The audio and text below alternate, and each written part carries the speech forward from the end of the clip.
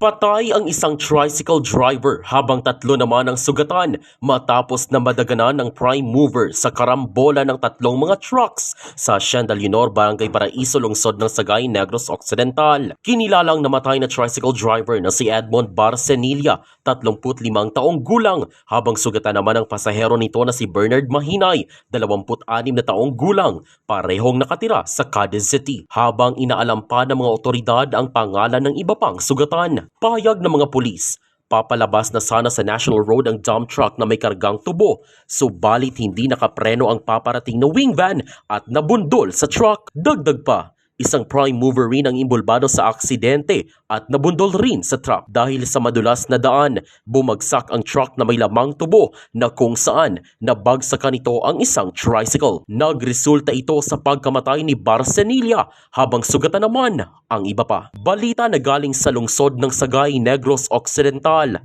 Zairo Vanalbay.